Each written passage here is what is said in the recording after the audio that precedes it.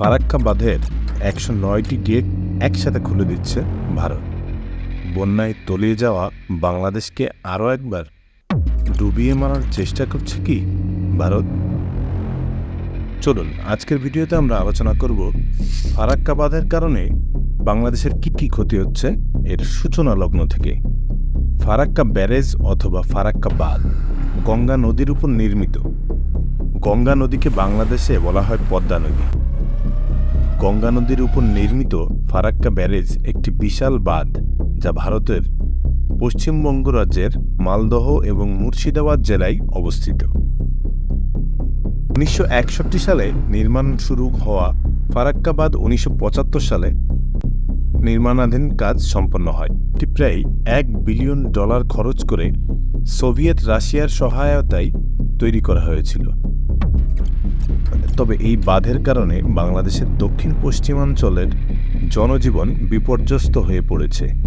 গঙ্গার পানি অপসারণের ফলে কৃষি, মৎস্য, বনজ, শিল্প এবং পানি সরবরাহ সহ বিভিন্ন ক্ষেত্রে ব্যাপক লোকসানের সম্মুখীন হয়েছে বাংলাদেশ। এই সমস্যার কারণে বাংলাদেশে প্রায় $৩০০ কোটি ক্ষতি হয়েছে।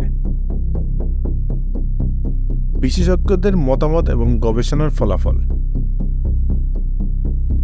Professor MI. চৌধুরী এবং সৈয়দ শফিউল্লাহর গবেষণায় দেখা গেছে পদ্মা নদীর পলিপ্রবাহ ২০% কমেছে এবং কার্বন প্রবাহ ৩০% কমে গেছে। এর ফলে জমির উর্বরা শক্তি কমছে এবং নদী ও জলাভূমিতে ফাইটোপ্ল্যাঙ্কটনের উৎপাদন ৩০% কমেছে। ফাইটোপ্ল্যাঙ্কটন হচ্ছে খাদ্যচক্রের প্রথম ধাপ এবং মাছের উৎপাদনের জন্য অত্যন্ত গুরুত্বপূর্ণ।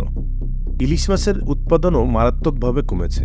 একসময় রাজশাহী পদ্মা অবধি ইলিশ মাছ পাওয়া যেত, কিন্তু এখন শুধুমাত্র আরিচাই পাওয়া যায়। ফারাক্কার কারণে আশঙ্কা করা হচ্ছে যে পদ্মা ও তার কমান্ড অঞ্চলে ইলিশ আগামী থেকে পাওয়াও যাবে না। জলবায়ু পরিবর্তন এবং সমুদ্রপৃষ্ঠের উঁচু হওয়ার কারণে বাংলাদেশের উপকূল অঞ্চল তলিয়ে যাচ্ছে ফারাক্কার কারণে।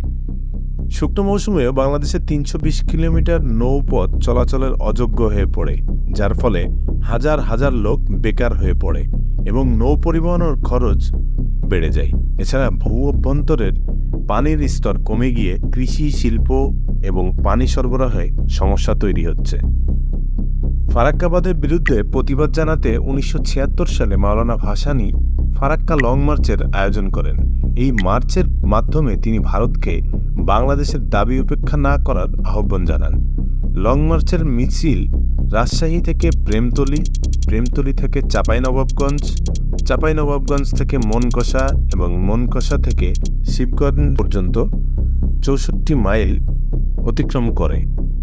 মাওলানা ভাসানীর অনুসারীরা তাকে একজন রাজনীতিবিদের চেয়ে দার্শনিক হিসেবে বেশি বিবেচনা করতেন। ফারাক্কা বাঁধের ১০৯টি গেট খুলে দেওয়ার জন্য বাংলাদেশের যে পরিমাণ ক্ষতি হবে সেটা সম্পর্কে আপনার কি মতামত সেটা কমেন্ট বক্সে জানাবেন। ভিডিওটি লাইক করে শেয়ার করতে ভুলবেন না। এরকম আরও তথ্যবহুল ভিডিও দেখার জন্য আমাদের চ্যানেলে সাবস্ক্রাইব করতে ভুলবেন না। ধন্যবাদ।